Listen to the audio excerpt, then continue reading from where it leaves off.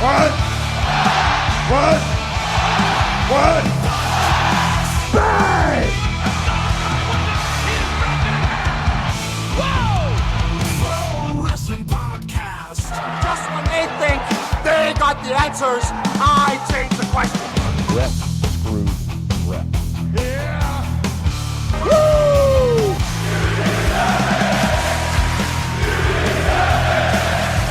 Who are you to doubt El Dandy? Because this guy's a serious professional. Did he do it? Unbelievable. Too hot to handle and too cold to hold. And I am Macho King, you savage.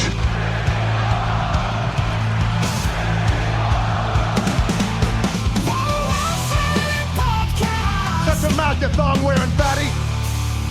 I said WWE stands for... It's me, Austin. I will never retire. Promotional consideration paid for by the following.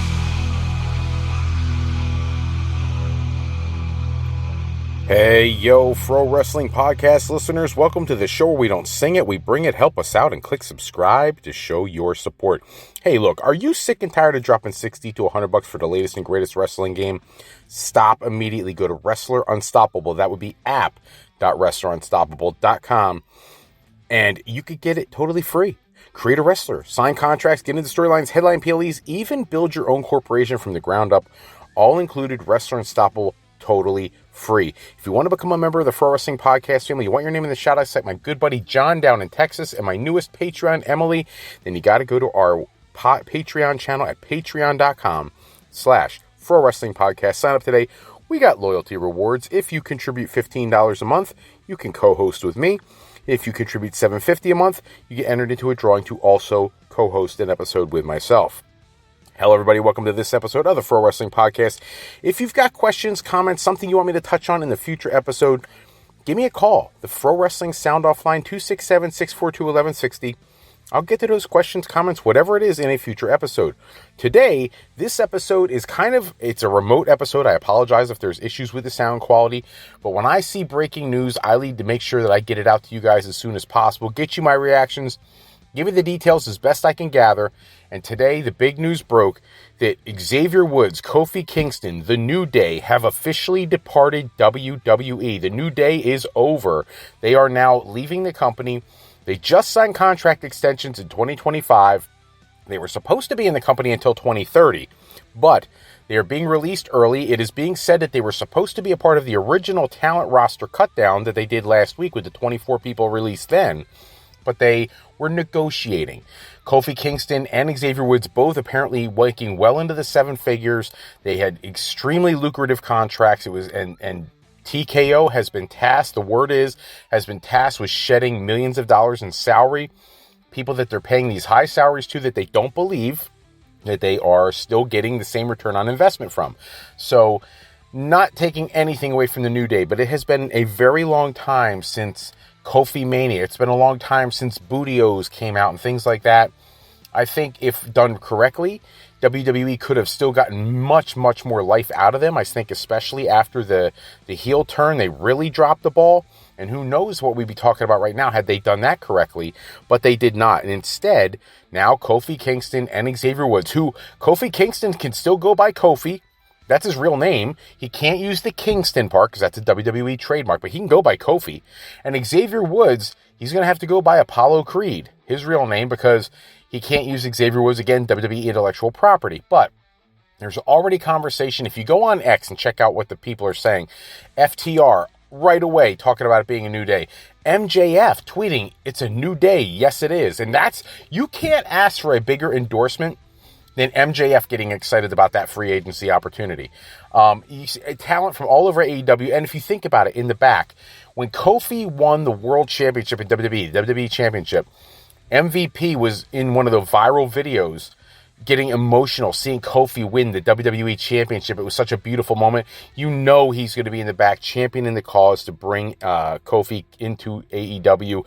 And of course, I believe firmly that Xavier Woods will go with him wherever they go. I don't see the two of them going to TNA. I really don't. If they were going to turn down the kind of money TKO probably was going to offer them, I would imagine they're going to want to go someplace that has a much more lucrative offer than what TNA would probably offer at this point in time. Even though TNA is trying to serve a lot of masters and keep, gaining ratings on their new channel, I think AEW is the place for both of them to go, where they'll probably get better exposure and more opportunities to really showcase their talent. And Kofi has been in WWE for so long. I did see, got to give the respect to Wrestle Talk News, where they talked about how a lot of people were reporting that they thought Kofi and Xavier were going to be WWE lifers. And then the sentiment is that nobody is a WWE lifer anymore. For two reasons. One, there's a viable option for another place to work, which is AEW. And two, TKO with these talent cuts are ruthless. And on top of everything we just talked about in terms of Kofi Kingston and Xavier Woods, they are not the only releases today. JC Mateo and Tonga Loa from the MFTs also released today. Now, look, I'm not here to defend Tonga Loa. I'm not trying to make fun of the guy, but his mobility has been dramatically reduced since being in New Japan Pro Wrestling. He doesn't do a lot, can't move like he used to, and I don't think they were getting much of a return on investment for Tonga Loa. However, when it comes to JC Mateo, being pigeonholed into the MFTs has really hampered his ability to showcase what he could do. He's a phenomenal wrestler, and if given more of an opportunity, would have really been able to turn some heads. When he was Montanza Cueto in Lucha Underground, when he was in New Japan Pro Wrestling as Jeff Cobb, I mean, that guy is amazing. So I really feel like WWE dropped the ball with him as well.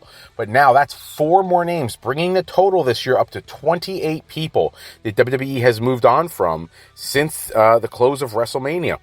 Some of them are super shocking, some of them not so much. I'm not surprised at Tonga Loa when you're cutting people. I'm super surprised at the New Day. I'm very surprised at JC Mateo never getting a chance to do something beyond, this MFT thing. Going back to the original releases, it's well documented how shocking some of those are, and how the chance for the We Want Kyrie, I wonder what that's doing to people on Raw when they're hearing that. The talent, as well as Triple H, as well as people in TKO. Maybe these people don't realize what they lost when they lost Kyrie. I wonder if we'll see the same kind of reaction from the fans Monday night when it comes to Kofi and Xavier. If you're listening to this show, and if you love the work of the New Day, the 13-time WWE Tag Team Champions, you want to show them love and respect, if you're somebody fortunate enough to be at Raw this week, and for every show for the several next coming weeks, please get a We Want New Day champ going on. We need to see those kinds of support if you really want to see those talent back in WWE. Now, if the other side of the coin is possible too, if you're somebody who can't wait to see them in AEW, I challenge you to do this instead. Start an AEW chant at WWE events. It'll blip out so much. They blip out too much, it's going to be worthless to watch your show. We need to be blowing up the fact that TKO is being ruthless about their approach to wrestling, their approach to business. Everything's about the bottom line, and I get that in the business world, but if you keep cutting what your fans want, you have no fans left. So I don't know. I don't know what the fan reaction is going to be to this. Obviously, I think people are going to be shocked, but at the same time, I don't necessarily think it was the wrong decision if indeed they're making that kind of money, and if WWE Creative was not going to give them something better to do. I don't want to see anybody lose their job. Absolutely not. But I firmly believe all 4 of these talents, including Tonga Loa, will find opportunities outside of WWE to continue applying their trade. So that is all the time we have for this episode. Check back with us next episode. We'll run down the latest wrestling news and rumors. Thanks as always to Suno for creating the music that we use in our show. Today's show is sponsored in part by Beezle Games. Bring a new friend to family game night. It's easy with sketchy people. Showcase your artistic side in this game from Beezle Games by going to thegamecrafter.com and pick up your copy today.